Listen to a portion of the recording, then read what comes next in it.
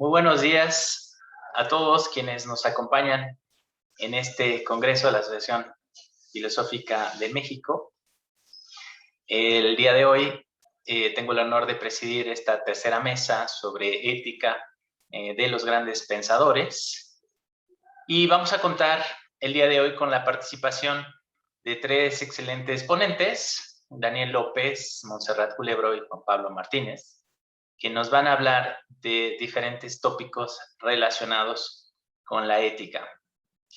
Quisiera comentarles a quienes nos siguen a través de Facebook Live que nos envíen sus comentarios, sus felicitaciones, sus preguntas, para posteriormente hacérselas pasar a los ponentes y poder entablar este diálogo que nos invite al crecimiento en cuanto a la reflexión filosófica. Bien, quisiera dar en primer lugar la bienvenida a Daniel López. Sí. Daniel López Gómez, le voy a presentar, es licenciado en Psicología por la UNAM, está especializado en Filosofía y Psicoanálisis, ha hecho cosas a través de la Escuela Austríaca de Economía, colabora con un blog financiero, se ha especializado en capitalismo y socialismo por parte de la Universidad Francisco Marroquín y es autor de publicaciones entre las que destacan la influencia de las redes sociales, la depresión de los adolescentes mexicanos y en particular el pensamiento de Kant. Su conferencia se intitula Del cielo estrellado a la ley moral, la pobreza y el deber kantiano. Sin más que comentar, le damos la palabra al profesor Daniel López Gómez. Tiene la palabra, profesor. Muchas gracias por la presentación. Voy a procurar leer de qué trata la ponencia, principalmente por el tiempo, y posteriormente en la sección de preguntas y respuestas, pues podemos plantear adentrarnos un poco más en el tema, ¿no? Como bien mencionó el doctor, del cielo estrellado a la ley moral, la pobreza y el deber kantiano es el título de la ponencia. Es común en el ámbito filosófico trabajar el tema de la ética kantiana en su apreciación teórica, pues pocas veces se le da un tratamiento como lo que es razón práctica. A diferencia de la razón pura, que es meramente cognitiva, la razón práctica no puede usarse para especular sobre lo que deberíamos hacer. Esta discusión es importante porque para Immanuel Kant es claro que la ética está íntimamente relacionada con el accionar de los individuos. Por ello nos encontramos ni un solo ejemplo de cómo deberíamos proceder en temas éticos en toda su obra dedicada a este tema. La razón práctica nos exige actuar en la problemática a analizar. En pocas palabras, a diferencia de Tomás de Aquino, Kant no nos pretende enseñar a vivir, sino que nos exige hacer bien los cálculos antes de actuar. Por ello, sírvame de ejemplo el problema de la pobreza para demostrar que no basta con tratar el tema de la ética en Kant solo en forma de apreciación teórica, sino que debemos llevarla a practicar en resolver problemáticas de ahí el título de la ponencia, Del cielo estrellado a la ley moral, sirviendo de analogía para bajar del cielo los postulados kantianos de ética y ponerlos en práctica en plantear una resolución para el problema de la pobreza. Para empezar este tema debemos transformar la pregunta kantiana ¿qué debo hacer? En una instancia práctica. Al hacer este ejercicio surge la cuestión ¿qué debemos hacer con la pobreza? Plantearnos la problemática de esta forma nos invita a reconocer que la pregunta no nos exige encontrar soluciones con un valor moral. Para prueba de ello basta con presentar intuitivamente dos resoluciones al problema. Por un lado, una resolución que se encuentre fundamentada en la acción del Estado, como lo sería el cobro de impuestos para mantener el bienestar del pueblo, y por el otro, la resolución de la beneficencia, es decir, de la ayuda y socorro de los desprotegidos por medio de aportaciones voluntarias. Nos daremos cuenta de inmediato que ambas resoluciones, tanto la que implica una intervención de los otros, coerción del Estado para impuestos, como la que implica una acción individual, la beneficencia, no resuelven la problemática de la pobreza, sino que además ambas carecen de justificación moral de acuerdo con Kant. La que corresponde al Estado carece de valor moral porque es un acto coercitivo, no impulsado por nuestra libertad interna, es decir, es un acto no fundamentado en la buena voluntad. Y la segunda, la correspondiente al acto individual de beneficencia, carece de valor moral porque está apoyada y fundamentada en una actuación conforme al deber. Es decir, la beneficencia siempre tiene un tipo de lucro, ya sea la de evitar impuestos por parte de la clase adinerada o la de conseguir satisfacción espiritual. Por tanto, tendríamos que pensar en que la resolución al problema debe estar justificado de forma a priori, motivada por el deber y debe contener un carácter universal para todos. Para el maestro de Königsberg es clara la resolución, pues para él el problema de la pobreza está relacionado con el problema de la propiedad. Para Kant, la pobreza no es un tema de beneficencia o de deberes éticos laxos de cada cual.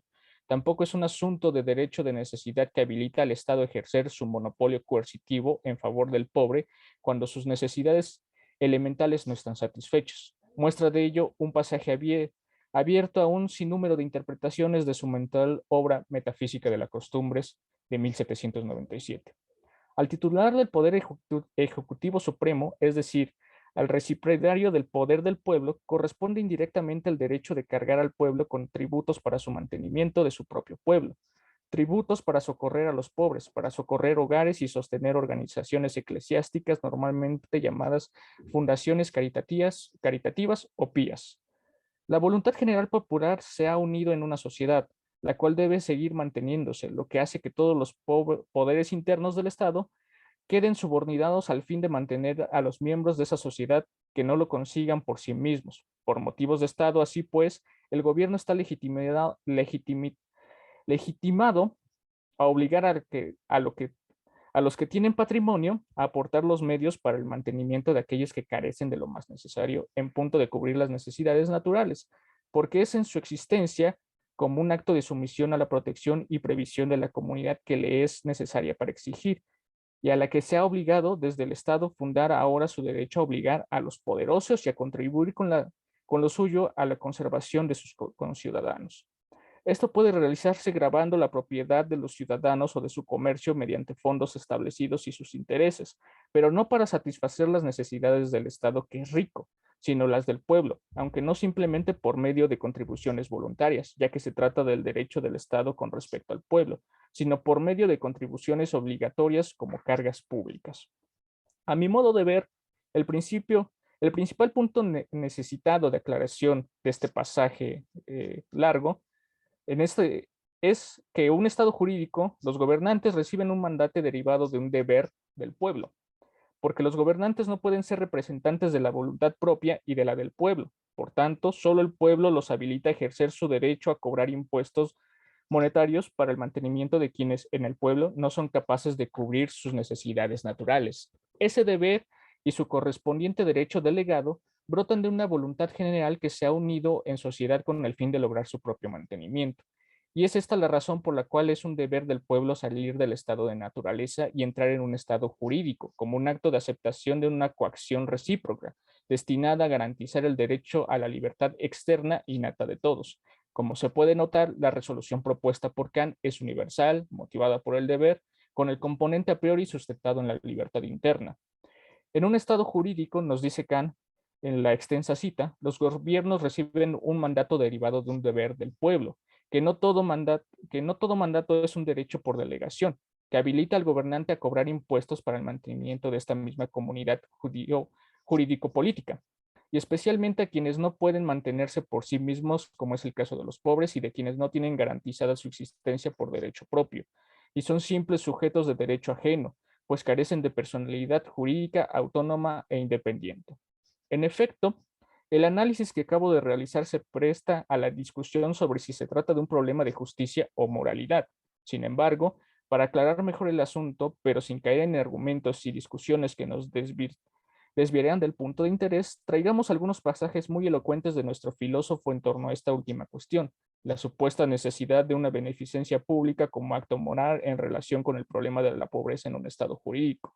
Hay que notar, en primer lugar, que ni tan siquiera en la teoría kantiana de la virtud se afirma que sea cuestión de moralidad, porque incluso en sus textos sobre las virtudes, los fines como deberes, los fines que son deberes, Kant dice de los ricos, de aquellos que poseen medios que exceden a sus propias necesidades, no tienen mérito por su ayuda, ya que no les cuesta ningún sacrificio, y en cambio buscan imponer una obligación de gratitud que humilla al pobre. Esto es así, nos dice Kant, porque La capacidad de hacer el bien, que depende de las riquezas, es en su mayor parte el resultado de que diversos hombres se vean favorecidos por la injusticia de los gobiernos, que introducen una desigualdad de riqueza que hace necesaria la beneficencia de otros.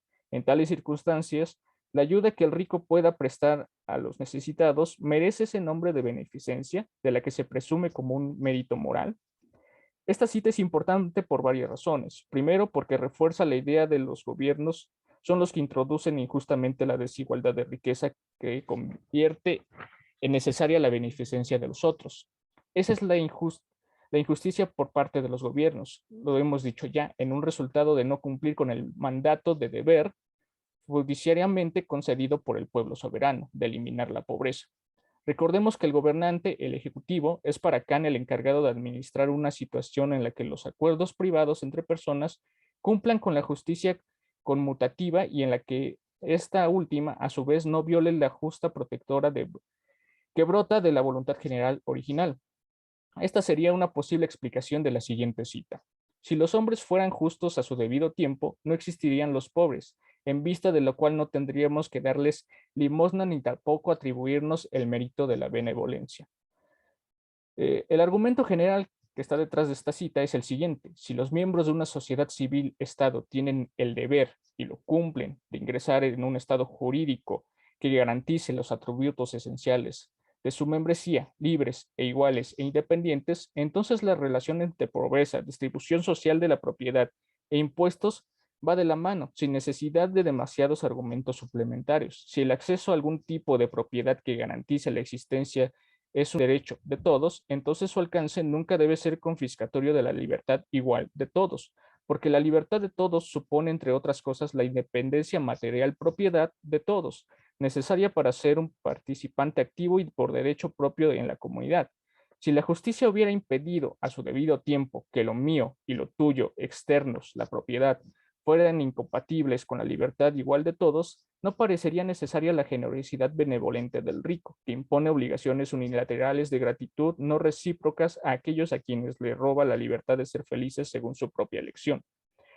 Esa ayuda es, en realidad, la restitución de una vieja deuda. En suma, si las personas tienen el deber de abandonar el estado de naturaleza e ingresar en un estado jurídico sujeto a las leyes de la voluntad general, si tales leyes son las únicas capaces de garantizar los derechos de todos por igual, si el primer y único derecho innato constitutivo de todos es la libertad entendida como la capacidad de ser de propio derecho, entonces todos aquellos que cumpliendo con la voluntad general se han sometido a la autoridad de un Estado jurídicamente legítimo deben ser cobeneficiarios del goce efectivo del derecho innato a la libertad externa, es decir, a la propiedad, y esto incluye obviamente también a los pobres y dependientes.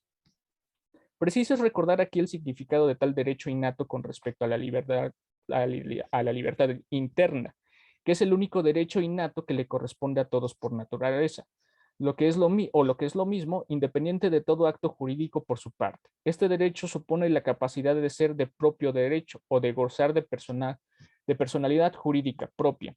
Ahora bien, dado que una de las condiciones indispensables para el ejercicio de la libertad innata es tener acceso a una propiedad que garantice la existencia material de manera independiente, Kant introduce una idea prohibida de la razón derivada del postulado de la razón práctica. Esa idea es la de la posesión común originaria del suelo, que la razón propone a fin de pensar en la posibilidad de una libertad externa, entendida como la independencia respecto al arbitrio constrictivo de otro en la medida en que pueda coexistir en la libertad de cualquiera según una ley universal. Para que esta extensión de la libertad innata externa sea posible universalmente, para que la humanidad no sea una colección de alien iures, individuos sujetos a un derecho de otro, es necesario pensar que en el estado de naturaleza todos tendrán asegurado de manera provisoria un derecho a estar aquí, donde la naturaleza o el azar lo ha colocado, un derecho a existir, que solo puede serles garantizado mediante la posesión de una parcela de suelo común. Hemos aventurado una interpretación plausible de la resolución a la pregunta ¿qué debemos hacer en la pobreza? A partir del deber republicano de los gobiernos como agentes fideicomisarios del soberano, es decir, del pueblo, de erradicar la pobreza. El hilo conductor de nuestra interpretación ha demostrado que la razón práctica propuesta por Kant adquiere mayor relevancia cuando se ejecuta en problemas prácticos que corresponden a los problemas que aquejan a los individuos de una sociedad.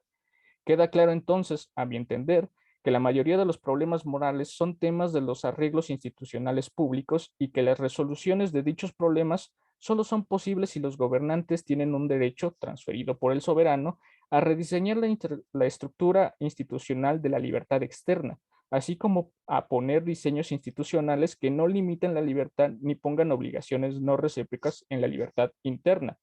El tema de la pobreza resulta un excelente ejemplo, creo yo, para pensar en diseños institucionales respetuosos de la libertad y de las obligaciones recíprocas de todos, ya que es un tema que Kant trata en sus múltiples textos referentes al derecho.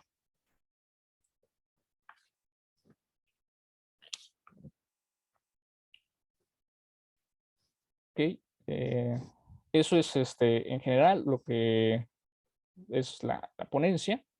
No sé si todavía me quede tiempo, pero para aclararlo un poco más, lo que propongo aquí es que al final de cuentas los problemas morales muchas veces son problemas realmente estructurados en las instituciones, ¿no? No son problemas como tal simplemente eh, de acción individual, sino que corresponden a una acción colectiva, ¿no?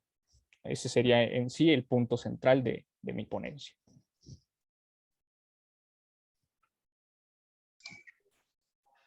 Muchas gracias a Daniel López por su interesante ponencia, y en el apartado de preguntas y respuestas yo creo que vamos ahí a profundizar un poquito más porque es un tema muy, muy interesante.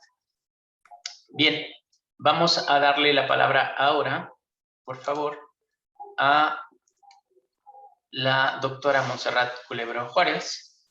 Me permito presentarla. Ella es licenciada y maestra en Derecho por la UNAM. Tiene un máster en Filosofía y es doctora en Filosofía por la Universidad de Salamanca en España. Es miembro del SNI, nivel candidato a investigador nacional, profesora en la Universidad La Salle de la Ciudad de México y en la Universidad Xochicalco de Baja California. Sus líneas de investigación son la ética aplicada, con énfasis en la ética del desarrollo, los derechos humanos y el ecofeminismo. Es miembro de diferentes asociaciones internacionales, así como ponente internacional y autora de textos y artículos académicos. Su ponencia se intitula La ética del desarrollo en el pensamiento de Denis Goulet. Démosle la palabra a la profesora Montserrat. Adelante, profesora, muchas gracias. Muchas gracias. Buenos días a todos los ponentes, miembros también de esta mesa. Agradecer a la Asociación Filosófica de México y a los organizadores por permitirme compartir este día, pues, una reflexión en torno a este autor. Me permito compartir pantalla. Bueno, no se puede. Bueno, yo voy a hablar sobre el pensamiento de un filósofo que no es muy conocido, a diferencia de la ponencia que me antecedió, que Immanuel Kant, que es bastante bien conocido, muy estudiado, pero en este caso Denis Goulet pues pasa, casi es desconocido, desapercibido en el debate académico y también práctico, ¿no? Sobre todo en temas actuales como es el desarrollo y la pobreza. Entonces, me permito dar simplemente ahora una breve reseña de quién es Denis Goulet. Es un filósofo nacido en los Estados Unidos. Él tiene su licenciatura, tuvo su licenciatura y un máster en filosofía en el St. Paul's College en Estados Unidos, y después de Estados Unidos va a Francia y realiza un máster en planificación social en el Instituto de Investigaciones sobre el Desarrollo en París, y posteriormente se traslada a Brasil, donde realiza su doctorado en ciencia política en la Universidad de Sao Paulo. Entonces esto el dibujar esta trayectoria también es importante porque muestra cómo se fue moviendo y esto va a impactar también en su pensamiento. Llevó a cabo investigaciones de campo, así tal cual, Argelia, Líbano, en el propio Brasil, porque es allí donde realiza su tesis doctoral, la escribe allí y cuando uno lee su libro, pues son los ejemplos recurrentes a Brasil, ¿no? También en Guinea-Bissau, Sri Lanka y estuvo también en nuestro país, en México. Entonces, de allí también la importancia de difundir un poco más también su pensamiento, porque les digo, pues pasa desapercibido, ¿no? Esto en contraste con las propuestas de Amartya Sen y Martha Nussbaum, que son también bastante bien conocidas y estudiadas, pero la de él pasa pues totalmente desapercibida. Lo que sí es cierto es que en el ámbito académico en el que él se movió en algunas universidades, sobre todo en la Universidad de Notre Dame, que es donde en Estados Unidos, a donde regresa ya como profesor y lo nombran profesor emérito.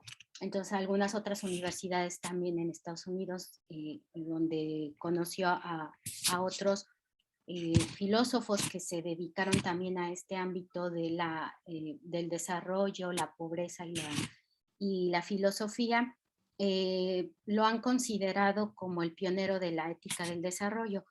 ¿Y por qué ha sido considerado el pionero de la ética del desarrollo? Pues porque es el primero que escribe, que publica tal cual un libro sobre ética del desarrollo y curiosamente lo publica en español en 1965. Entonces, y de allí parte, digamos, es el punto de arranque de esta ética que podríamos claramente considerar como una ética aplicada o una de las éticas aplicadas. Entonces, también es considerado les digo, de los pocos académicos que lo han estudiado como el pionero de esta ética del desarrollo, porque también él promueve que los vínculos entre la economía y la filosofía vuelvan a restablecerse, ¿no? Él habla mucho de que la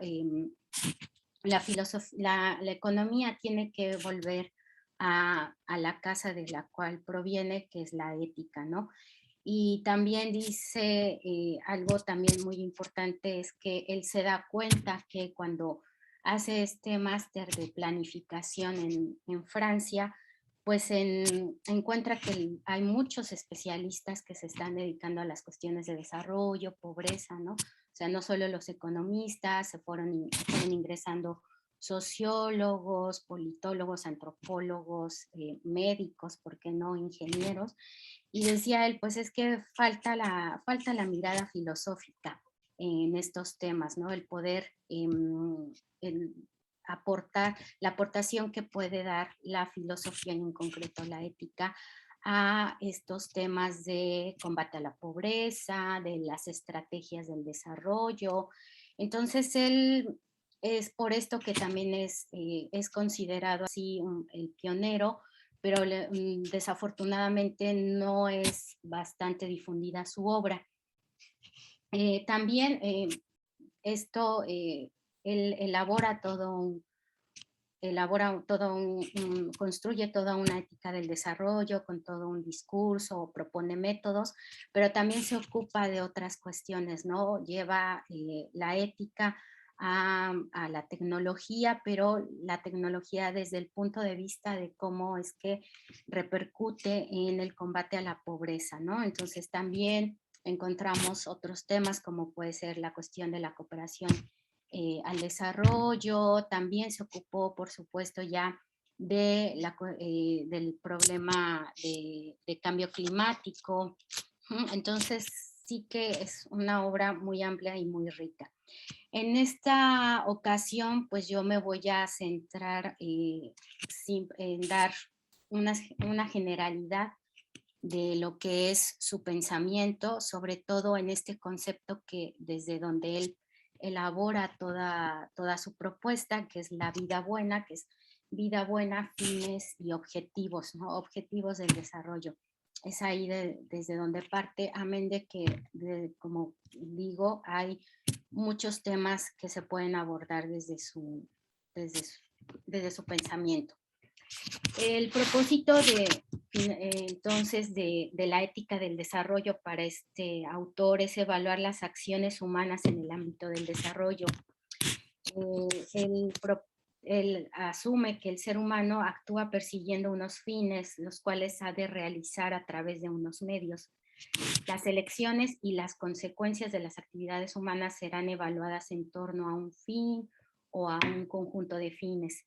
De esta manera, la propuesta moral de este filósofo en relación con el desarrollo adquiere también un carácter teleológico. Detrás de esta concepción de la ética se encuentra una base aristotélica y, como decía, actividades en el ámbito del desarrollo, como puede ser la cooperación al desarrollo, la toma de decisiones relacionadas con que si aumentamos el precio de materias primas o de alimentos, las estrategias, los planes que vamos a echar a andar para combatir la pobreza o determinados programas para erradicar enfermedades, dice él, se encuentran siempre guiados por algún fin o fines. Entonces estos fines son los que resultan significativos para evaluar la toma de decisiones y todas las consecuencias que conlleva las acciones en el desarrollo. Y lo dice el fin último y más importante, pues es la vida buena. Este concepto de bien es central para explicar el papel y la importancia que se le debe otorgar al desarrollo. El autor reconoce que es difícil definir el contenido de la vida buena, pues esta ha cambiado su significado a lo largo de la historia humana, porque se concibió en una época austera y no tan desarrollada tecnológicamente en comparación con nuestra época contemporánea. Entonces, para él la vida buena es un ideal humano que se realizaba en condiciones pues desfavorables en términos materiales, y él entonces aquí lo que va a hacer es criticar a las sociedades desarrolladas que tienen una visión materializada de la vida buena, ¿no? O sea, en términos económicos, de riqueza económica, de acumulación material.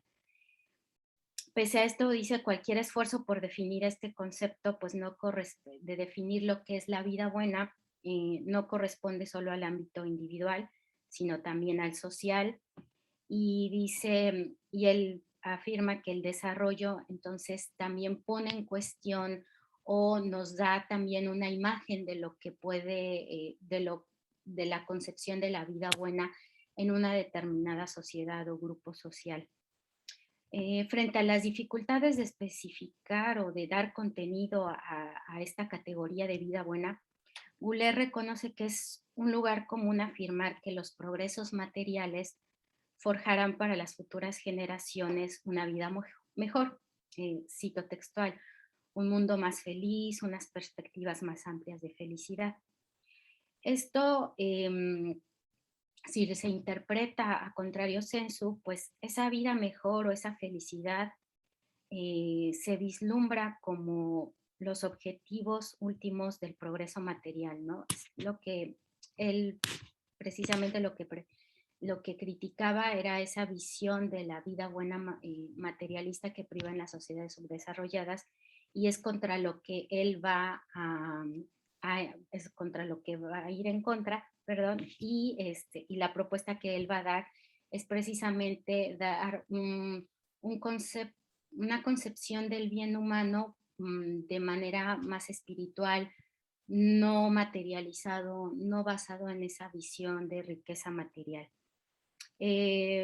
La instancia teleológica permite interpretar el desarrollo como una tarea a realizar con vista puesta en un fin, que no es más que la realización del ser humano y esta vida buena.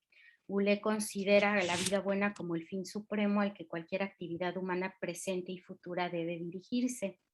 Este teleologismo se manifiesta en el hecho de que el ser humano y los grupos culturales actúan persiguiendo siempre fines cuyo fundamento reside en el ser del hombre como miembro de una comunidad o grupo cultural. La realización humana reside en la individualidad del ser humano, pero dicha perfección será posible solo en el ámbito colectivo. Siendo la vida buena el fin último, la pregunta es, ¿qué lugar ocupa el desarrollo dentro de esta perspectiva teleológica? El esquema aristotélico de fines medios, pues, es el que les sirve para poder responder. De acuerdo a este esquema, el desarrollo es un medio, entre muchos otros, para la realización de otros fines que se encuentran subordinados a ese último fin que va a ser la vida buena o la realización del ser humano, y en última instancia para esta vida buena.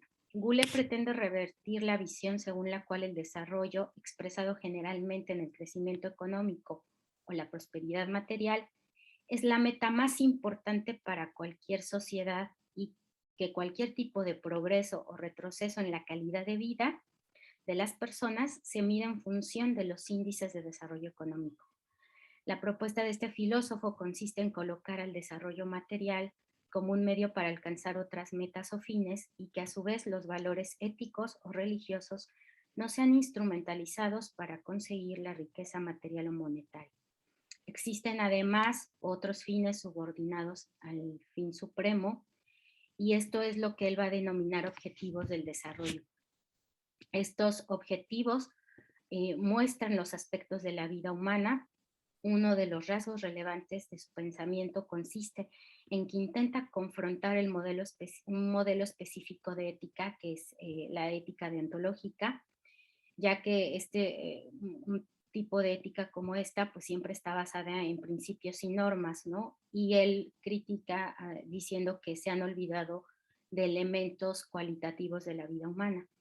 La misión de la ética era para este autor atender los aspectos de la vida humana, los problemas cotidianos provocados por el desarrollo y la confrontación de estos dos tipos de ética pues pone de manifiesto los aspectos formales y materiales en el ámbito moral. Entonces, el problema con los denominados objetivos del desarrollo radica en que nos enfrentamos a cuestiones tales pues como la diversidad, ¿no? Y la diferencia en estas sociedades actuales. Entonces, la siguiente pregunta es, ¿quién está legitimado para establecer unos objetivos del desarrollo a los que, según este autor, todos los seres humanos aspiran?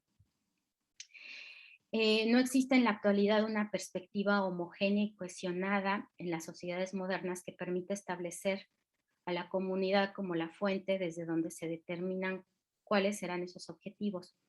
Un tipo de perspectiva homogénea pues la puede haber, claro, en ciertas comunidades subdesarrolladas.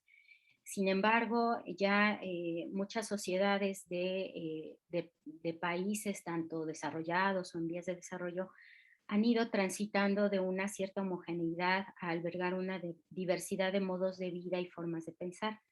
Entonces, la perspectiva normativa de Goulet respecto de que la comunidad puede constituir el deber ser, encontrará resistencia por parte de quienes están a favor de generar consensos, para quienes no aceptan ninguna visión metafísica o religiosa del mundo.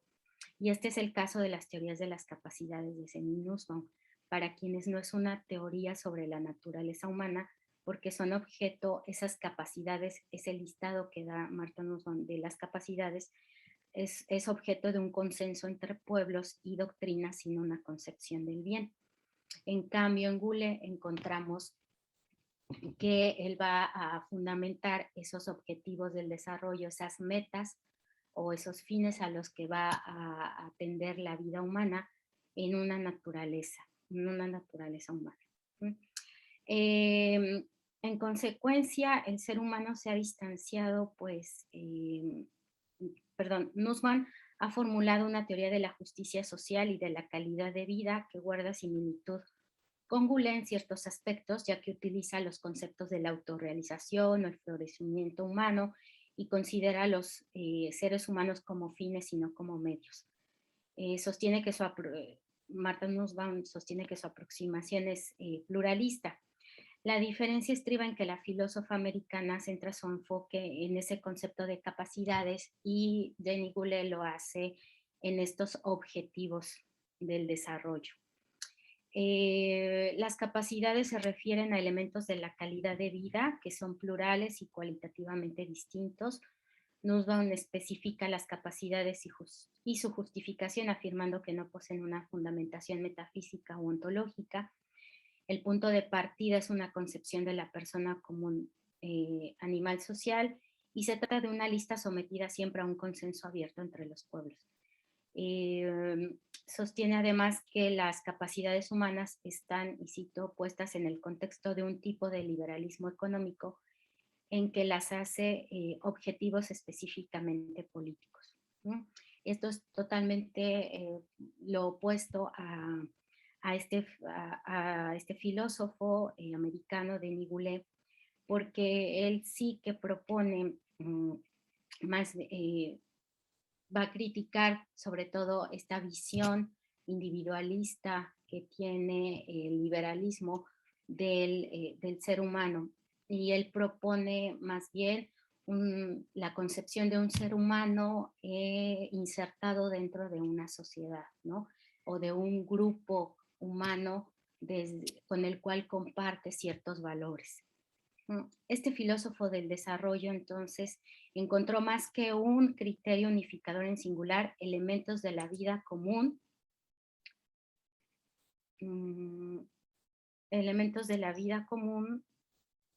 perdón, encontró como elementos comunes de la vida buena existente tanto en las sociedades desarrolladas como en las sociedades subdesarrolladas, y considero que no es imprescindible pues que estos bienes que estos bienes tengan la misma importancia a la escala. Disculpen, es que me llegó un mensaje del chat. No es imprescindible que esos bienes tengan la misma importancia en la escala de valores de todas las sociedades, basta con que estén presentes en todas ellas. Entonces, simplemente decir que los objetivos del desarrollo como fines los considera que son universales porque dice que contienen un núcleo común de sustancia que se encuentra en todas las sociedades, está presente en todas las sociedades, de diferente manera, pueden ser caracterizadas de diferente manera, pero hay un núcleo común que permite determinar estos objetivos del desarrollo, que van a ser 3: el sustento de la vida, la estima y la libertad. El problema, o bueno, no el problema, sino que él dice que ese componente común es la naturaleza humana, y de aquí vendrán sobre todo las críticas dirigidas a su pensamiento, ya que esto no fue muy bien aceptado en el entorno norteamericano, donde privaba, sobre todo cuando él desarrolla gran parte de su pensamiento, la teoría de Rawls, ¿no? Totalmente no basarnos en una concepción del bien y de la naturaleza humana, pero en él sí que encontramos totalmente esta concepción de vida buena, una concepción del bien que hizo o que provocó efectivamente que no pudiera ser bien acogida su ética dentro de este entorno americano. Bueno, eso es lo que quería decir. Simplemente en el transcurso de preguntas y respuestas, pues podré ampliar un poco más mis ideas. Gracias. Muchísimas gracias, doctora Montserrat. Bastante interesante y sobre todo, como usted lo menciona, porque Denis Goulet no es un filósofo ampliamente conocido. Particularmente yo es la primera vez que lo escucho y seguramente muchos de mis colegas les pasa igual, ¿no? Pero su ponencia nos sirvió para pues darnos esta pincelada, ¿no? de este autor y al menos a mí ya me sembró la espinita para ir a buscar alguno de sus textos. Muchas gracias. Bien, damos ahora la palabra al profesor Juan Pablo Martínez, a quien me permito presentar. Juan Pablo Martínez Hernández es licenciado y maestro en filosofía por la Universidad Intercontinental, la UIC. Es docente a nivel licenciatura en diferentes universidades de la Ciudad de México. Sus líneas de investigación son la hermenéutica, la ética y la política. Actualmente se encuentra cursando un posgrado en estudios de la ciudad en la Universidad Autónoma de la Ciudad de México, la UACM. Su ponencia se intitula La vida buena como elemento configurador del liberalismo igualitario de Ronald Dworkin, una apuesta por integrar ética y política. Damos la palabra al profesor Juan Pablo. Muchas gracias. Gracias, Rafael, por la presentación y saludo a todos los que nos ven y nos escuchan. De igual modo, agradezco a la Asociación Filosófica de México el permitirme participar en esta mesa. Como se ha indicado, la ponencia se intitula La vida buena como elemento configurador del liberalismo igualitario de Ronald Dworkin. Una apuesta por integrar ética y política. Voy a proceder a leer el escrito, el trabajo, y al final, en las preguntas, desarrollar un poco la inquietud que pueda surgir a partir de esta enunciación de este texto. Bueno, el objetivo de este trabajo es analizar la idea de que el concepto de vida buena, del que ya se habló hace unos momentos, que aparece en Ética Privada e Igualitarismo Político de Ronald Dworkin, tiene la función de servir como criterio ético con alcance político, pues no solo otorga una base sólida al individuo al plantearle una vida con sentido a partir de la idea de lo bueno, sino también porque le otorga una base política a las virtudes humanas, pues son ellas las que van gestando individuos cada vez más virtuosos, cada vez más críticos. Hablar del concepto de vida buena como elemento integrador entre ética y política en Ronald Dworkin implica situarlo en el contexto de la filosofía moral y política de Rawls. En la órbita de su teoría de la justicia, pues es desde la filosofía moral que trata de otorgar un fundamento moral y ético al liberalismo. Como bien señala Robert Nozick, hoy día quien quiera hablar de filosofía política forzosamente tiene que trabajar dentro de la teoría de Rawls y sus categorías, o bien dar razones de por qué no lo hace. Así como la teoría de la justicia de Rawls se gestó en la filosofía moral a través del análisis del contractualismo y el utilitarismo, en Dworkin se origina en la filosofía del derecho. Sin embargo, y porque nuestro autor extrae del vínculo derecho, moral, política, la fuerza necesaria para armar su teoría es que su planteamiento se sitúa dentro de la filosofía moral y política. Dworkin, haciendo alusión a lo que se dice del liberalismo, indica que éste presta demasiada atención a lo correcto y demasiado poco al bien moral, que subordina el cómo vivir bien a la justicia. De ahí que se diga que Rawls pone lo correcto por delante de lo bueno, ante lo cual parece indicar que el liberalismo no adopta posición alguna frente a lo que se considera vida buena y solo se limita a decretar los principios de una sociedad justa, sin explicar en qué consiste vivir bien en dicha sociedad. No significa que el liberal ignore que existen intereses y convicciones en las personas. Sin embargo, en orden a lograr consensos y acuerdos entre las distintas formas de vida buena que pueden considerar las personas, es que se opta por atender el ámbito público político. Cito, el paradigma liberal pone especial hincapié en ser protector de los derechos individuales y en diferenciar de manera estricta el ámbito privado y el público. El paradigma republicano parte de la siguiente creencia: si los ciudadanos participan en la actividad política, esta ayudará a los ciudadanos a desarrollarse como personas y les permitirá llegar a ser auténticos ciudadanos. Mientras, por otro lado, la visión liberal centrará sus esfuerzos en fomentar un sistema en el que cada ciudadano pueda elegir, en función de su derecho individual, si participar o no participar en las actividades o toma de decisiones políticas. Fin de la cita. Dworkin considera que el liberalismo, para resolver su problema de orden, requiere de una filosofía política que fundamente sus principios de moralidad, puesto que en este plano quedan muchos elementos sueltos que requieren de una profunda reflexión. Es por ello que piensa que los principios de igualdad, libertad y tolerancia quedarían mejor fundamentados a partir de un planteamiento ético, esto es, de una concepción del bien moral. De ahí entonces que la ética liberal que propone Dworkin recupera las convicciones éticas de las personas en torno a la vida buena.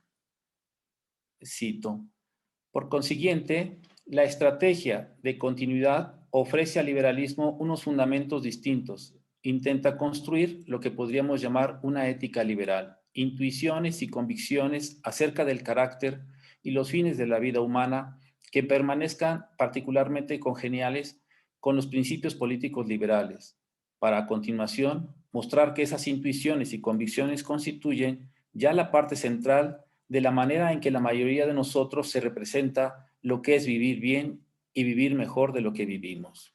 Fin de la cita. En la obra Ética privada e igualitarismo político, se advierte que al liberalismo le hace falta un fundamento ético, puesto que es en el territorio de la ética donde los problemas fundacionales se hacen evidentes. Hay que decir que los liberales distinguen entre perspectiva personal y perspectiva política. La primera se adopta cuando la gente toma decisiones acerca de su propia vida y conducta. Por ejemplo, qué clase de trabajo aceptar o con quién casarse, etc. La segunda se adopta cuando las decisiones políticas o públicas son influenciadas por la comunidad política. Por ejemplo, decisiones sobre qué impuestos el Estado debería imponer o sobre quién debería recibir los beneficios del gasto público, etc. Bien es cierto que el liberalismo considera la neutralidad como característica fundamental, ya que ésta privilegia el interés individual sobre el interés público. Sin embargo, en tiempos recientes, esto ha sido criticado, señalando que las instituciones no han sido del todo neutrales en respetar los modos de vida de los ciudadanos, pues en algunas ocasiones apoyan unas formas de vida y a otras las rechazan. Cito: ¿es correcto hablar de neutralidad cuando se trata de valores? Por ejemplo, cuando se trata de definir desde algún punto de vista y eventualmente diseñar políticas educativas, procesos de aprendizaje moral y de socialización, ¿qué tipo de conducta se ha de mostrar como valiosa? Si hoy admitimos la pluralidad y complejidad como rasgos propios de la cultura contemporánea, también aceptaremos de modo implícito que resulta difícil llegar a acuerdos en cuestiones de moralidad. De ser posibles los acuerdos, ¿a qué precio y con qué procedimientos obtenerlos? Ahora bien, ¿hasta dónde llegan o pueden llegar tales restricciones? ¿Implican también neutralidad en el sentido de no apelar a ciertos valores ni a la verdad? El liberalismo no carece de ideales, pero ¿hay algo así como una visión liberal del mundo con contenidos determinados? Fin de la cita. Al parecer no es posible pensar que las instituciones puedan aplicar la neutralidad moral, pues resulta harto complicado lidiar con valoraciones. De igual modo, resulta difícil aceptar que el pensamiento liberal no parta de ciertas verdades, es decir, que no tenga fundamentos éticos. Si así fuera, sus fundamentos serían muy débiles. En ese sentido, el liberalismo como neutralidad encuentra dos problemas. Por un lado, las instituciones no pueden garantizar neutralidad moral frente a los ciudadanos, puesto que la implementación de toda política pública implica partir de un punto de vista, implica partir de ciertos valores. Entonces, ¿cuál neutralidad? Por otro lado, el liberalismo tiene entre sus rasgos característicos la pluralidad, que supone la dificultad de ponerse de acuerdo en algo. Por ello, carece de verdad. Como podemos observar, el liberalismo enfrenta problemas de fundamentación. De ahí que Dworkin propone la vida buena como fundamento ético, pues tiene lo uno y lo otro. Para la mayoría de la gente, escribe Dworkin, el liberalismo se puede resumir en tres ideas. Cito: primero, los liberales son, por lo menos, modestamente igualitaristas. Lamentan las grandes desigualdades de riqueza características de las modernas naciones industriales y son partidarios de programas de redistribución tendientes a reducir esas desigualdades. Segundo, insisten en sacralizar un buen número de derechos individuales a la libertad, entre ellos el derecho a la libertad de expresión, el derecho a la libertad religiosa o moral, el derecho a estar libres de discriminación por razones raciales, étnicas o de género. Tercero, son en general tolerantes respecto de la moralidad personal. Fin de la cita.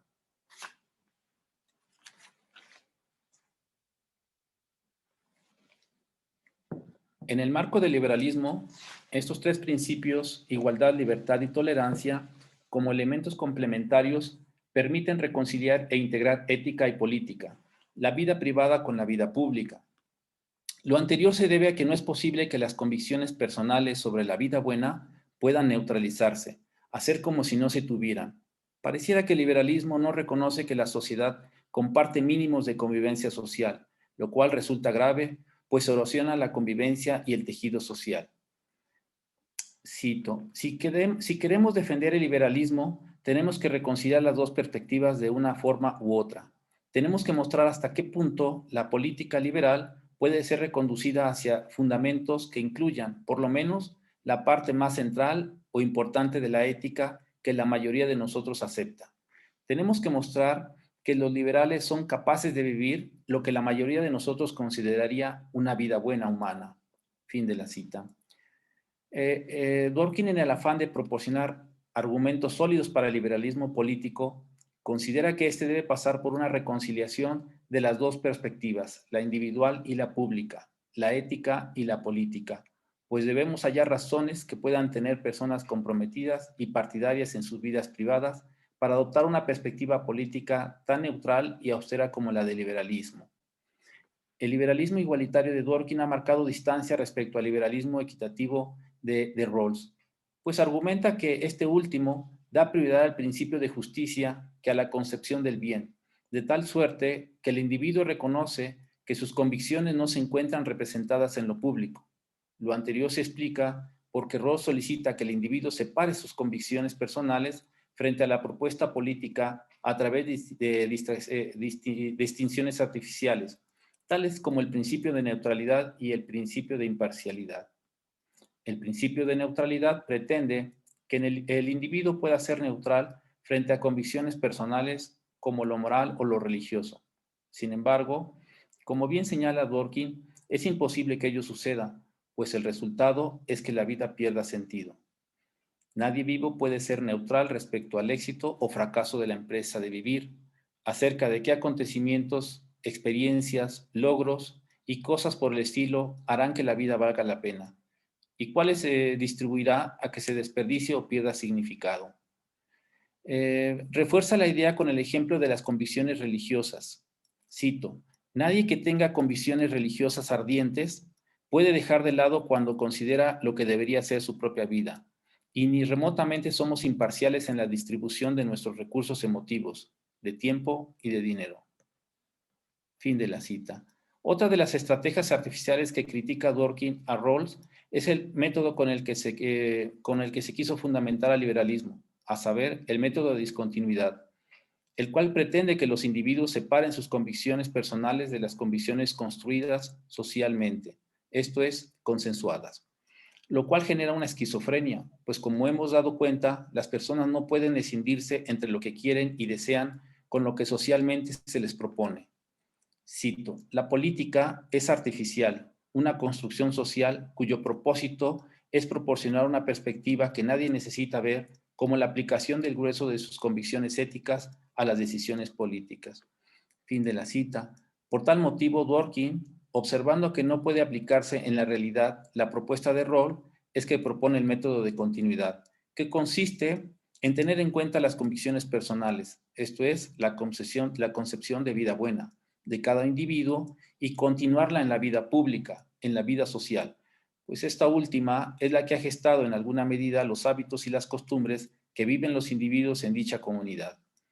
Así que no podemos decir que ambas esferas se encuentren separadas totalmente, como dice nuestro autor. Cito, apela a la gente que quiere una experiencia moral más integrada, que quiere que sus convicciones políticas estén a la altura de sus convicciones acerca de la vida buena. Fin de la cita. Continuando con estos argumentos, Dworkin ofrece una visión política de la virtud, pues considera que la igualdad liberal que él propone reúne una serie de principios que resultan complementarios, a saber, integridad, cooperación, autonomía, tolerancia y equidad. Estos principios permiten el vínculo entre lo privado y lo público. Por ello es que me atrevo a decir que el concepto de vida buena es el elemento que permite dicho vínculo entre ambas esferas. La persona tiene las facultades para desarrollar las habilidades que perfeccionen sus capacidades y puedan convertirse en virtudes que permita lograr sus planes y proyectos. Así pues, es necesario que la gente controle sus recursos personales, a saber, salud física y mental, fortaleza y talento. Otra de las diferencias entre Dworkin y Roll es el tipo de modelo con que quieren resolver el problema, la problemática planteada. El modelo del impacto que propone Rawls se basa en el resultado, pues una vida buena puede ser considerada como tal si se tiene como base el resultado, el impacto social que puede generar. Sin embargo, el modelo del desafío que propone Dworkin se basa en la vida lograda que genera dicho modelo, es decir, busca el desarrollo de habilidades y capacidades en el individuo independientemente del resultado o impacto social que pueda generar. Cito: el modelo del desafío sostiene que vivir una vida es lo mismo que ejercitar algo que requiere destreza, que la vida es el reto más importante y global al que nos enfrentamos y que nuestros intereses críticos consisten en los logros, los acontecimientos y las experiencias que dan testimonio significativo de que hemos superado bien este reto. Fin de la cita. Finalmente, y según mi entender, el modelo del desafío recupera la idea aristotélica de la virtud, de que una vida buena es la que hace feliz al hombre, pues planifica sus habilidades convirtiéndolas en virtudes, pues tiene el valor inherente de un ejercicio ejecutado con destreza. Así pues, considero que el concepto de vida buena propuesta por Dworkin alcanza a resolver el problema del liberalismo, pues no deja de lado las convicciones personales, sino que las entiende y las objetiva en las capacidades que pueden desarrollar las personas, convirtiéndolas en virtudes o virtuosas. Las habilidades y capacidades que no solo físicas, sino también del pensamiento, permiten vincular a los individuos no solo en el ámbito privado, individual, sino también en el ámbito público, es decir, en lo político. Hasta aquí, muchas gracias por la atención.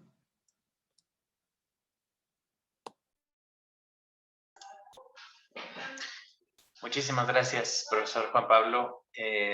Muy interesante también su postura en torno a estas dos visiones, ¿no? De alguna manera confrontadas, Rawls y Dworkin. Muy bien, pues dentro de las personas que nos siguen, quisiera saber si alguno tiene alguna pregunta, alguna duda para nuestros ponentes.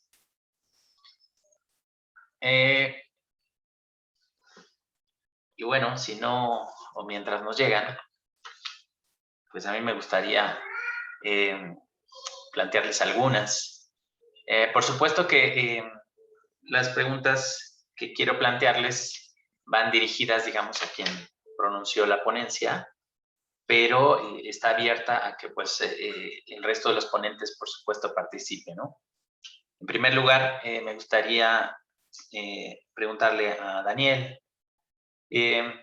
Daniel analiza pues esta perspectiva del deber de Kant y hay una cuestión que me llamó mucho la atención, donde él habla de los ricos, o sea, de este análisis a partir de Kant, y dice, bueno, los ricos tienen dinero y este dinero, de alguna forma, el Estado ha permitido que existan estas desigualdades y entonces ellos ya nacieron, por decirlo así, con esta ganancia, ya tienen este dinero, no les costó nada, y entonces de pronto hay alguien que tiene menos, es una persona en pobreza, y este rico dice, ay, pues le voy a dar algo, ¿no? Entonces no le cuesta nada porque ya lo tiene, y aparte algo muy importante, a lo mejor lo que él da, de lo que él se desprende, pues ni siquiera le afecta, o sea, es una cantidad pequeña, digamos, que le sobra, y entonces le hace sentir como bien consigo mismo. Ah, pues le di una caridad, y entonces eso me merece un mérito moral, ¿no? Y Daniel dice, ¿existe mérito moral en la caridad? Y entonces yo me pregunto, ciertamente tiene sentido este análisis que haces a partir de Kant, pero yo trataría como de diferenciar a ciertas personas que efectivamente cumplen con esta premisa de el rico que da una limosna y que se la da para sentirse bien consigo mismo y cree que se está ganando el cielo, versus otro tipo de personas que efectivamente nacieron con riqueza, no la pidieron, así ya la tienen por X o Y circunstancia, pero que al ver su realidad, su contexto, dicen, esto está terrible, se indignan a tal grado que para ellos es un impacto moral tan fuerte que les obliga a responder de alguna manera y entonces hacen todo lo que tienen desde su perspectiva de riqueza, de saberse con la capacidad económica y se vuelcan hacia los más necesitados. No lo postean, por supuesto, no lo ponen en Facebook, no publican, sino que hacen una obra, o sea, se vuelcan totalmente y entonces de pronto ni siquiera son conocidos, sino que a lo mejor de repente alguien los conoce por casualidad. Y entonces creo que en este caso ellos sí tendrían un mérito moral, porque están haciendo un esfuerzo, digamos, distinto al de los que a lo mejor critica Kant o al que criticas personalmente. Entonces me gustaría saber tu opinión al respecto. Muchas gracias. En ese sentido, creo que Kant es muy estricto, ¿no? O sea, si analizamos la personalidad del maestro de Königsberg, es muy estricto en cuanto a lo que escribe, ¿no? A Kant no le interesa realmente, como dije, a diferencia de Tomás de Aquino, enseñarnos a vivir, ¿no? En este sentido, yo creo que ambos actos carecen de valor moral. Ahora, esto es importantísimo entenderlo porque no nos hace sentir Kant que está mal obrar con la benevolencia, ¿no? O con la caridad, por ejemplo. Puede ser, como bien dije en el texto, a lo mejor con lo que critica Kant, ¿no? Que es una deuda que corresponde de los ricos al final del día por la situación en la que están, pero también la otra que tú mencionas, de alguien que a lo mejor tiene esta situación, pero no lo presume como un mérito moral, ¿no? En ese sentido. Para Kant, creo yo, así como es el maestro de Königsberg en sus textos, carece de valor moral ambas situaciones, ¿no?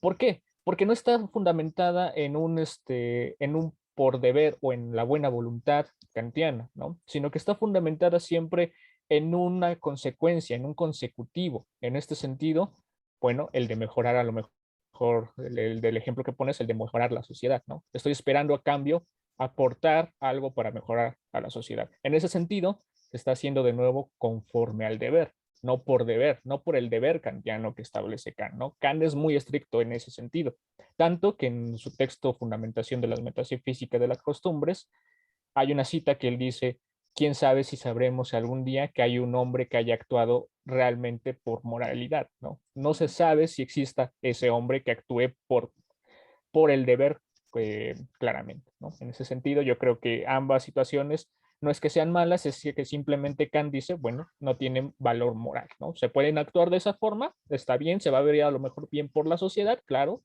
pero no tienen un valor moral como tal para Kant. Interesante. No sé si mis compañeros ponentes, Juan Pablo o Montserrat, tengan algo que aportar al respecto. No, yo lo que quiero es más bien formularle una pregunta a Daniel. ¿Podríamos entonces formular acaso un deber que tienen los ricos hacia los pobres desde la perspectiva de Kant? O definitivamente no, esto no es posible. Como tal, como mencioné en el texto, la resolución que da Kant más que nada es a la propiedad. Él le equipara, bueno, y esto también va inspirado de un texto que no recuerdo ahorita la autora, pero es argentina, que habla de pobreza y propiedad, las dos caras de una misma moneda, ¿no? En la que también trabaja este tema de Kant. Kant da esta resolución por una simple razón. El deber proviene de la libertad interna de cada sujeto, ¿no? De ahí de la frase de Kant, arriba de mí la bóveda celestial, dentro de mí la ley moral, ¿no? Y en este sentido, la solución no es realmente la coerción del Estado en la intervención para proteger a los pobres o la benevolencia de los ricos para proteger a los pobres, sino que En la medida que uno es reconocido, se vuelve de derecho propio, ¿no? Es decir, yo soy de derecho propio, yo me represento a mí mismo. ¿Por qué? Porque cada individuo es un fin en sí mismo, dice el imperativo, una de las formulaciones del imperativo categórico, ¿no? Entonces, en este sentido, pues Kant dice, la única forma de ser reconocido así con los demás es a través de la propiedad. No es defender la propiedad privada, sino defender esa existencia de mí como representante del derecho a través de la propiedad. En este caso, los pobres tendrían que tener derecho a la propiedad.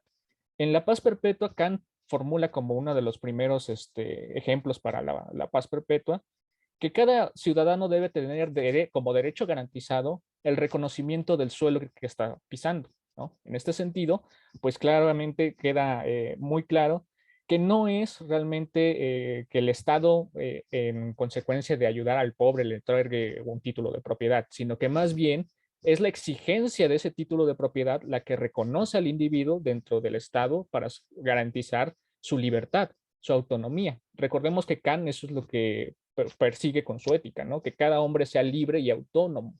En ese sentido, bueno, no estamos debatiendo sobre las consecuencias buenas o malas de cada acción, sino más bien que el individuo tiene que alcanzar su libertad por medio del reconocimiento de esa libertad. Y para Kant, bueno, la forma más fácil es a través de un título de propiedad. En la medida que se me reconozca que soy dueño de este pedazo de tierra, del estar aquí, del de aquí estoy, bueno, se me va a reconocer como un individuo. Vuelvo a repetir, las cuestiones que, por ejemplo, de recolectar los impuestos y ayudar a los pobres, la benevolencia, son actos, claro que sí, bien vistos por la sociedad, por supuesto, pero carentes de valor moral si andamos en términos kantianos, ¿no?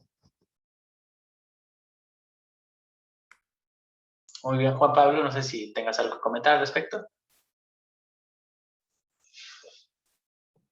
Digo, estaba escuchando la discusión y me preguntaba, claro, pues Kant en este formalismo, pues no hay espacio para decir que un rico está obrando de manera correcta, como debe, ¿no? ¿No? Simplemente él en su formalismo señala y la razón dicta que eso no es posible. Aquí lo que me preocupa es que en el ámbito digamos, de la experiencia cotidiana digamos, existencial, pues ahí están los pobres, ¿no? Ahí están y tendríamos que pensar a lo mejor si no alcanza el formalismo kantiano, pues para pensar y dar una opción y reducir la brecha entre pobres y ricos, pues a lo mejor pensar que son muy valiosos los argumentos kantianos, pero de pronto tendríamos que buscar un puente que nos vincule, que nos ayude a pensar cómo reducir esa pobreza, ¿no? Esa brecha entre ricos y pobres, que no caiga en esto, que bien lo señala Daniel, o sea, no pensar que el acto caritativo de los grandes empresarios, de los ricos, pues participen, sino buscar las condiciones que generen pues un equilibrio o suban a los individuos en situación de pobreza, pues para que se lleve a cabo este ideal kantiano del deber, no porque alguien quiso, se le movió el corazón y entonces va a participar. Yo creo que no, aquí tenemos que pensar en decir con todo derecho, ¿no? El individuo tiene derechos, es un fin en sí mismo y tiene responsabilidad el Estado, todos, de buscar la justicia, por decirlo de esa manera, y buscar que se les otorgue ese derecho o se les reconozca el derecho más bien de la propiedad. Y que, bueno, tenemos en nuestras sociedades miles, millones que están sin propiedad, ¿no? En la ciudad, sobre todo en las grandes ciudades, rentas. Todo, la mayoría renta. Entonces dices, ¿dónde está el sentimiento de apropiación, ¿no? De propiedad que me reconozca a mí?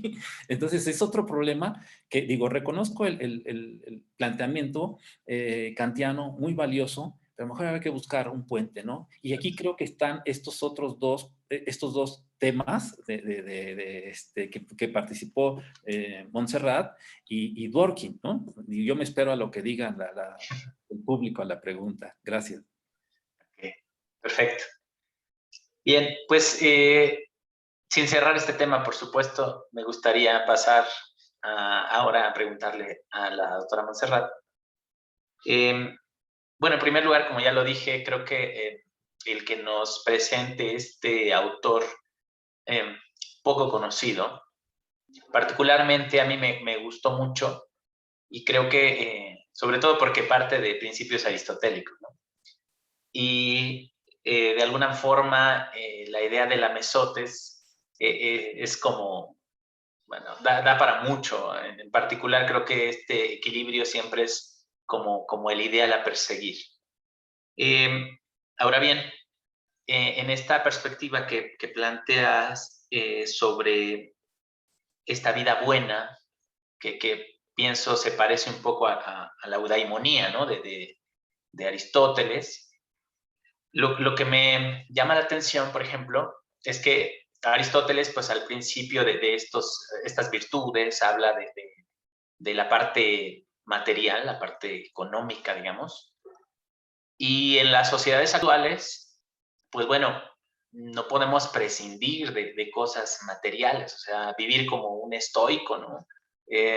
Yo creo que hay cosas que podemos incluso medir de manera muy sencilla. Por ejemplo, qué cantidad de dinero se necesita como un límite básico para todas las personas. Habitualmente se plantea en dólares. Entonces, hay naciones en donde la gente vive con $1 al día. Y cuando uno lo escucha, dices, ¿para qué te alcanza $1? ¿No? Y por supuesto que variará de país a país. Pero pensando en esa línea económica que te dé la posibilidad material elemental de tener, por ejemplo, un lugar donde vivir. O sea, puedes vivir en una cueva, por supuesto, o abajo de un puente, o que te dé algo que comer. Igual puedes comer cucarachas, pero es decir, hay principios elementales, básicos, a los cuales quizá tendríamos que aspirar todos, y a partir de que todos estemos por lo menos en esa línea básica, entonces sí pensar como en una vida buena, es decir, en un estado más elevado, como de contemplación aristotélica. Pero pienso yo que si no tenemos por lo menos esa línea básica cubierta, no podemos pasar a lo otro. Es decir, quizá uno que otro por allí raro, gente que está muy espiritualmente muy elevada, pues alcance a lo mejor ciertos niveles de esta vida buena teleológicos, pero en el grueso de la sociedad pienso que sí se requiere cumplir esta línea básica de economía, de materialidad, que en el caso de los ODS que plantea la ONU, pues hay uno que dice eliminar la pobreza, lo cual es utópico, pero bueno, así lo dice, y otro dice cero hambre, ¿no? O sea, ¿cómo hacerlo? Entonces, entiendo que el autor, Denis Bullet, critica o de alguna manera no está tan de acuerdo en estos ODS que plantea la ONU, pero tomando las palabras de Juan Pablo, ¿cómo hacer para unir este puente entre lo que plantean estos organismos internacionales como la ONU a través de los ODS y la postura de Denis Bullet de alcanzar esta vida buena, pero partiendo de un marco referencial de línea económica básica que alcance para todos, para poder entonces sí elevarse un poquito más? Digo, sé que fue muy elaborada, pero más o menos, doctora, por favor. Sí, muchas gracias por la pregunta y disculpo por haberme excedido en el tiempo. Sí, efectivamente, este es el debate que hay en cuanto a cuál es ese mínimo o ese piso básico del que podemos partir, como bien usted lo dice, para después poder aspirar a un tipo de vida buena más elevado, ¿no? No basado en lo material, sino ya quizá más espiritual. Entonces, esto es lo que, vamos, está no solo el filósofo que yo presenté, es debate entre muchos que se dedican a esto, Thomas Pogge, la propia Martha Nussbaum y muchos otros más.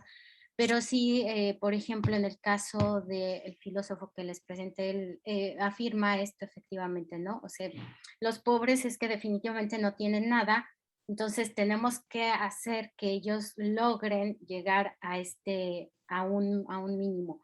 El problema es establecer cuál va a ser ese mínimo, cuáles van a ser los parámetros de ese mínimo. Entonces es allí donde está el problema también desde él, porque tampoco nos dice cuál va a ser. Entonces él propone esto, que es la libertad, la estima, y dice el sostenimiento de la vida. O sea, un mínimo que nos permite sostener la vida. Pero ¿cuánto es ese mínimo? Como bien usted lo menciona, o sea, el Banco Mundial nos dirá es que una persona necesita, ahora no tengo la cifra, pero bueno, si es menor de $1, pues es que está en situación de pobreza extrema, ¿no? Entonces, desde el ámbito de la ética y sobre todo de este autor, sí no nos deja, o sea, no lo deja en términos muy claros cuál será ese mínimo, pero sí que habla en este sentido, en que tenemos que hacer que los pobres tengan satisfechas unas necesidades básicas, o sea, es decir, que puedan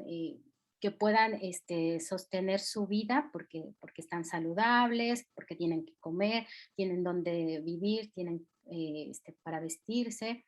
Y entonces después ya pensar en que efectivamente ya podemos aspirar a una vida buena totalmente en términos espirituales, porque él sí lo propone así, él sí propone una imagen de vida buena basada en los valores, ¿no? Él hace mucho énfasis en que, por ejemplo, estos grupos, como viajó por muchos países desarrollados, dice, hay grupos muy locales que tienen una riqueza que no es material, ¿no? Sino que es espiritual, y que eso es a lo que tenemos que aspirar. Pero dice, pero está claro que si no tenemos que comer, pues no, o sea, ni siquiera tendrá sentido el plantearnos aspirar a esta vida más espiritual. Y él aún así, aunque las sociedades desarrolladas, dice él, pues tienen ya todo, o sea, materialmente tienen todo, aún así dice, ni ellas mismas han podido aspirar a un tipo de vida buena, sí, más espiritual, ¿no? Al final caen como en un vicio, en el seguir acumulando más y más, ¿no? Entonces también les hace esta crítica, pero sí, el problema es determinar cuál va a ser ese mínimo en el que todos tenemos que estar para poder después pensar ya en formular ya una propuesta de vida buena. Excelente. Mis compañeros ponentes, Daniel, Juan Pablo, ¿algo que tengan al respecto que opinar? Sí, Juan Pablo. Estoy escuchando lo que dice la doctora Montserrat y me entusiasma plantear así a bote pronto esta idea. ¿Por qué no pensar que, y recuperando un poco la teoría kantiana de Daniel, decir, bueno, que nos expuso Daniel, ¿por qué no pensar que más allá de buscar los recursos, el bienestar de los individuos, vayamos a plantear desarrollos, tomando las mismas ideas, desarrollos de las capacidades de los individuos? Y estoy planteando lo que decía o lo que propone Dworkin, es decir, proponer un modelo del desafío donde los individuos busquen desarrollar con los medios que se les ha hecho partícipe porque por el derecho que tienen, y empiecen o comiencen a desarrollar estas capacidades, estas habilidades que tienen, que permitan reconocer que actuar en un Estado de Derecho lo más justo posible, ¿no? De tal suerte que esto en un futuro cercano permita que los otros también puedan tener, ¿no?, una propiedad, digamos, un reconocimiento material que les permita subir y buscar una igualdad. Entonces, yo sería como esta idea, a lo mejor escuché atento lo que decías de tu autor, que no hay como estos mínimos, y yo creo que no hay mínimos, o sea, nunca va a haber. El que tiene siempre va a buscarlo, lo acabas de comentar, siempre va a estar buscando, porque esa es la lógica, ¿no? La lógica capitalista es enriquecerse. Pero entonces, en esa lógica tendríamos que buscar otra, es decir, no vamos a la lógica de promover, ¿no?, el mínimo, cuál sería el mínimo, sino está bien, buscar el mínimo para esta gente, pero apelar a que se desarrollen estas capacidades, este modelo virtuoso del que ya se planteaba, ¿no? El modelo digamos, del desafío, o el modelo aristotélico del que ya planteabas, Montserrat, que permita que los individuos vivan de una manera más justa, claro, pero desarrollándose a sí mismos, ¿no? Introyectando todas estas ideas de justicia, de que conviene más bien vivir en este orden jurídico, en este orden de justicia, que puede reducir las brechas entre pobres y ricos, ¿no? Y sin comprometernos, ¿no?, a más a una búsqueda de intervención de un Estado sobre otro, o una intervención militar, ¿no?, como está pasando en muchos países latinoamericanos, que se tiene que intervenir por otros gobiernos para poder generar una estabilidad social. Daniel, ¿algo que comentar? Sí, con respecto a que ambos en sus ponencias, ¿no?, tanto la doctora Montserrat como el doctor Juan Pablo, hablan de la buena vida, ¿no? O una buena vida.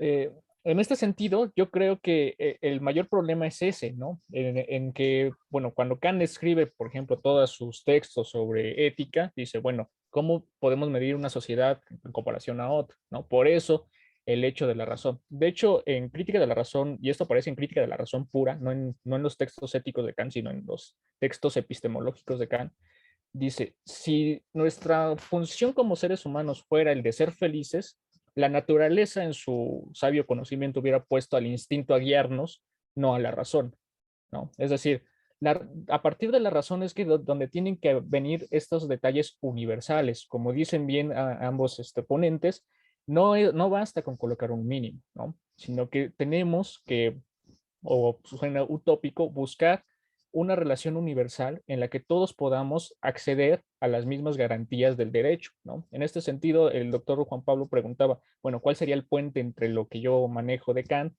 y aterrizarlo ya en lo práctico, ¿no? En lo práctico, en cambiar las realidades de las personas.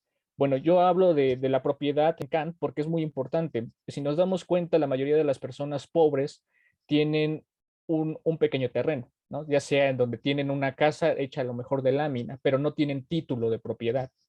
El título de propiedad en el sistema capitalista permite acceder a muchos sistemas financieros, ¿no? En este caso, por ejemplo, el de Estados Unidos, o la actual crisis económica en China, por ejemplo, tendría que ver con el hecho de poder acceder a créditos hipotecarios, ¿no? Que al mismo tiempo transforman la realidad de estas personas. En este sentido, lo que yo propongo en mi texto, y que creo que se relaciona al final de cuenta con todo lo que han dicho también los ponentes, es que los problemas morales no solamente son problemas del individuo, sino de las instituciones del Estado. Son problemas enérgicos que tenemos que cambiar a partir del Estado. Para mí el problema central es que el Estado, o el representante estatal, en este caso del Ejecutivo, muchas veces es representante de su propia voluntad, no de la voluntad de todos los individuos. Es ahí donde Kant dice que está el mayor problema para poder equilibrar la igualdad o la libertad de los hombres, ¿no? Porque el Ejecutivo siempre se presenta como representante de su voluntad, no de la voluntad de todos los demás. Y en ese sentido, pues no tendríamos que estarnos preguntando en un mínimo si todos concordásemos que el bienestar común es el objetivo primordial, ¿no? Es decir, la buena vida al final del día no es alcanzar una felicidad, sino alcanzar el bienestar común. Pero para eso, bueno, el problema central está en las instituciones. Por ende, los problemas morales no son únicamente exclusivos de cada uno, es decir, ¿qué voy a hacer? Está mal planteado, debería ser preguntarnos qué vamos a hacer, ¿no? En este hecho de que el problema es institucional de los estados. Perfecto. Bien, pues vamos con Juan Pablo. Creo que aquí también el tema es tremendo porque... ¿Sí? Yo quería hacer una intervención, no sé si... Perfecto, adelante, Juan Pablo. Es que lo que dice Daniel, pues abre la discusión de Claro. otros elementos un poco también más críticos también, ¿no? A la mesa, porque el concepto de vida buena, uno se preguntaría entonces, ¿hay un concepto de vida buena? Yo digo, no, no hay un concepto de vida buena. Cada individuo tiene su concepto de vida buena. Entonces eso nos mete en un problema mayor. Totalmente. Porque ¿cómo conciliar este concepto de vida buena de cada individuo? Pues es imposible. Por eso creo, recuperando estas ideas kantianas de universalizar o universales, pensar que no se va a resolver el tema con el mínimo, ¿no? Esa brecha que podemos salvarla con poner un mínimo, no. Tenemos que poner o atender el tema institucional, el tema de la justicia, pero también el tema de generar hombres y mujeres más justos, ¿no? Y pensar que la vida buena que yo pienso, tengo, sigo, persigo, busco, la voy a lograr de manera individual siempre y cuando desarrolle yo estas capacidades, estas habilidades que tienen que ver con una mayor justicia, una mayor comprensión de lo que es justo y de lo que es bueno, y esto universaliza, estoy pensando, ¿no? Así a bote pronto, que lo podría ir reduciendo o resolviendo el problema, ¿no? Porque tendríamos que pensar que todos pensáramos, ¿no? En ser justos, en ser buenos, aún con el estilo de vida, con la vida buena que querramos, ¿no? Esa se lograría, cada individuo la estaría logrando si piensa en lo bueno, si piensa en lo justo, ¿no? Que son categorías universales. Eso me dio ahorita para discutirlo y no sé, Montserrat, y Daniel, si se coincida, ¿no? Me gustaría darle la palabra a Luis, que está desde hace un rato con nosotros. Adelante, Luis, por favor. Sí, bueno, muy interesante las ponencias, de verdad, me da gusto poder escucharlos.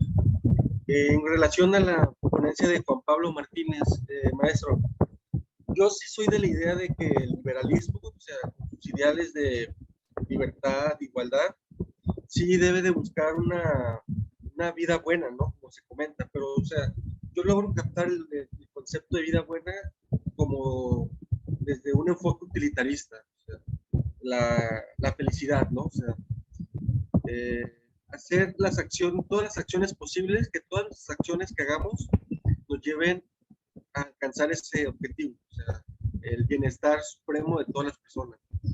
O sea, sí pienso que como una doctrina política sí debe de fomentar la felicidad de las personas, ¿verdad? Pero, o sea, mi pregunta, yo quiero hacer una pregunta. ¿Cómo sería en el mundo actual, o sea, en el mundo real, este liberalismo adoptando estos conceptos utilitaristas? O sea, ¿cómo se vería en la sociedad un liberalismo actuando en favor de la sociedad por el bien común?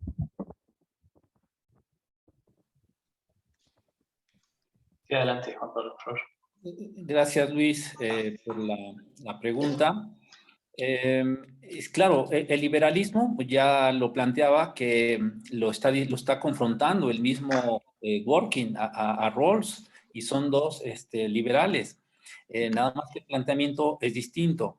En este modelo del desafío que plantea Dworkin, el individuo busca, no de manera utilitaria, lo que sí Rawls sí está buscando de manera utilitaria, es decir, resolvamos la problemática y, en efecto, echar mano de este planteamiento utilitarista, en decir, el modelo del impacto, pues es utilitarista, es decir, ¿cuánto de lo que yo puedo hacer como persona, como individuo en la sociedad, impacta a la comunidad?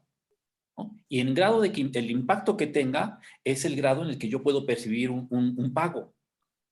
Porque yo generé las vacunas, estoy pensando ahora en medio de la pandemia, pues merezco reconocimiento, merezco una lana, merezco una beca, ¿no? Y tal vez ya de por vida, por haber hecho ese logro, ese impactar a la sociedad. Pero lo estamos viendo que el modelo del desafío del que plantea Dworkin va más a lo interior de la persona. Es decir, formar a la persona, y ahí el sentido aristotélico está presente. Vamos a formar al individuo en justicia, en considerar lo bueno, ¿no? De tal suerte que no se impacta el que yo sea justo y más consciente de lo bueno, si impacta a lo social, es bueno, pero es secundario, porque lo principal es que el hombre se desarrolle, el individuo se perfeccione, en ese sentido, desarrollar capacidades y habilidades. Entonces, no sé si Luis responda esto que se plantea, es decir, las personas tendríamos que buscar, y digo esto de las personas, pero el Estado tendría que buscar, más allá de dar esta idea de bienestar, ¿no? Porque el bienestar implica dar un recurso, pero el tema está allí donde cómo garantizas que ese recurso digamos que va a hacer que el individuo desarrolle sus capacidades y sus habilidades, que ahí está un problema.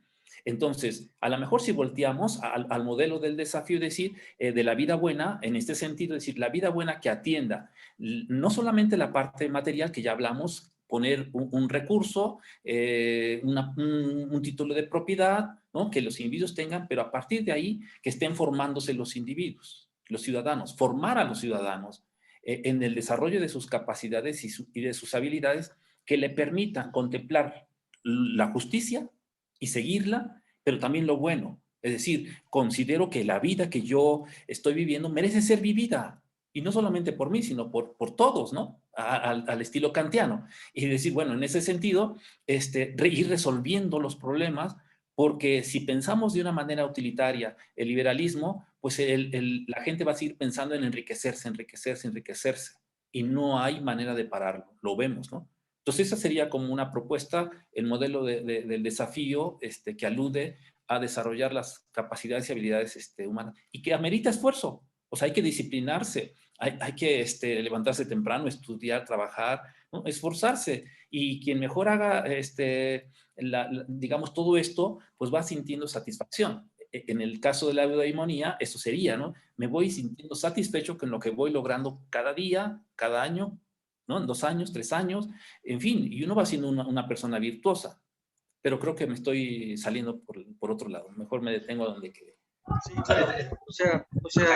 Pero ¿cuál sería la aplicación? O sea, ¿cómo se fomentaría esta educación a las personas? Por ejemplo, si iría a las escuelas, se fomentaría, no sé, programas de campaña de gobierno donde fomenten estos valores. Claro, claro, aquí la política pública es un elemento fundamental. Si me permites, Juan Pablo, justo para hacer el nexo entre lo que pregunta Luis y lo que quería plantearte, pero ya más como cierre, porque creo que se ha ahondado bastante con los 3 ponentes.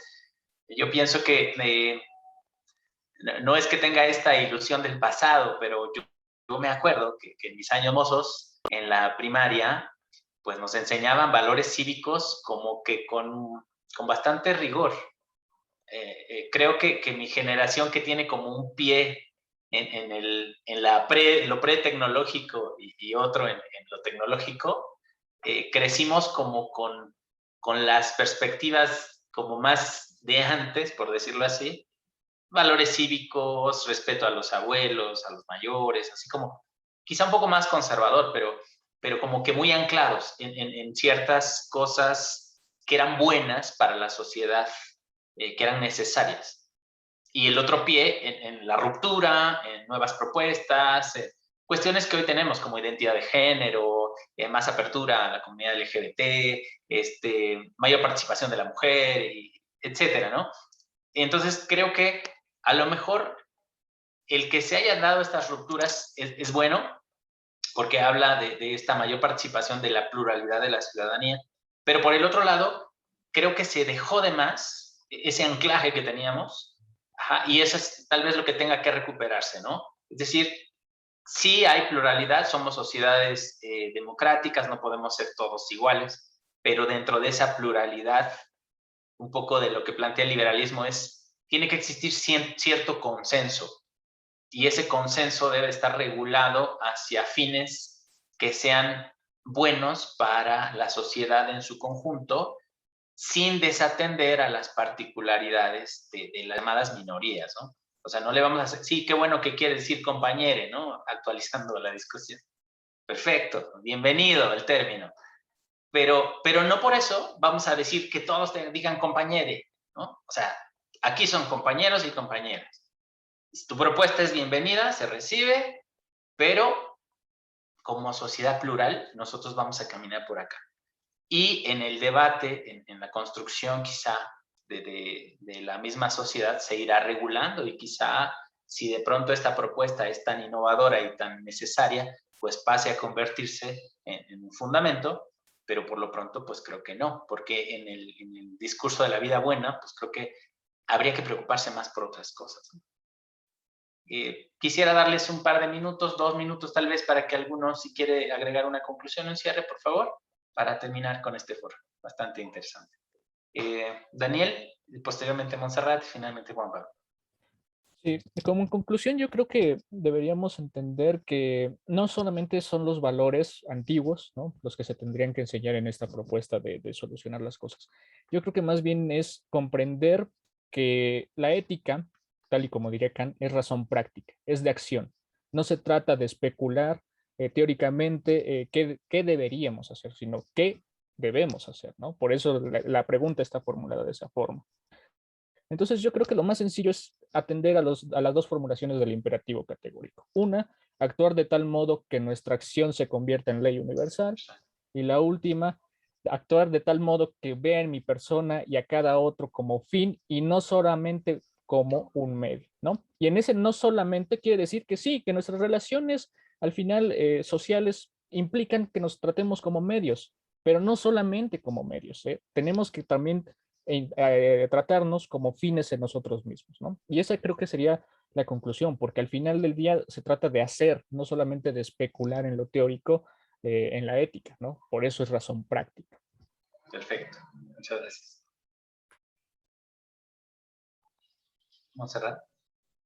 Sí, gracias. Mi conclusión es decir que efectivamente el concepto de vida buena nos puede generar también muchas controversias, porque estoy de acuerdo con lo que dijo Juan Pablo en cuanto a que pues no hay un modelo de vida buena y no lo podemos imponer, ¿no? Cada uno también trae ahí una visión de cómo quiere que sea su vida, ¿no? Entonces, en ese sentido es de las críticas que yo también hago hacia el autor que presenté, y sí me decanto más por afianzar lo que es esto que se conoce ahora como las capacidades, ¿no? Que tienda al perfeccionamiento del ser humano, también de base muy kantiana, para que finalmente pues cada uno pues pueda decidir esa forma de vida, ¿no? La que quiere vivir. Y que efectivamente creo que sí las instituciones, el Estado tienen que intervenir, no es abstenerse, porque efectivamente no nos van a imponer un modelo de vida, pero sí tiene que intervenir para ayudarnos a reforzar o bien a asegurar bien estas capacidades, ¿no? Pensemos la educación o la salud, donde si no interviene en alguna medida el Estado, o sea, no podremos entonces perfeccionarnos y por tanto lograr vivir, tener una vida buena que es acorde también a lo que nosotros valoramos. Esa sería mi conclusión. Muchas gracias, Montserrat. Juan Pablo. Siguiendo esta lógica de la que vienen mis compañeros narrando, diría que el Estado tendría que implementar estas políticas públicas para que de esa manera interviniera, para que pudiera redistribuir no solamente los recursos, sino también la parte que requiere de la capacitación a todos los ciudadanos en todas las áreas, ¿no? Del gobierno, para poder implementar una lógica distinta al capitalista, a la utilitarista, ¿no? Que vaya más en la búsqueda de la autonomía de las personas, en la búsqueda de que se vuelva y respete el Estado de Derecho, la justicia, y que se procure la búsqueda del bien, no solamente personal, sino común. Y en ese sentido, pues estaríamos implementando la acción práctica a esta sociedad, ¿no? ¿Suena fácil? Muchísimas gracias. Sí, claro, hay que hacerlas bajar las utopías, ¿verdad? Bien, pues no me queda más que agradecerles a nuestros 3 ponentes. Creo que esta discusión dio mucho pie. Por supuesto que las ideas son fundamentales para hacer análisis y para que esto llegue a los tomadores de decisiones y finalmente se logren esos impactos sociales necesarios. Agradecemos a nuestro público que nos sigue a través de redes sociales y les conminamos a que continúen con nosotros. Pueden revisar el programa en la página de Facebook. El congreso termina pues prácticamente el día de hoy, pero ha sido muy grato poder escucharlos y tenerlos aquí. Les agradezco y que estén muy bien. Hasta luego.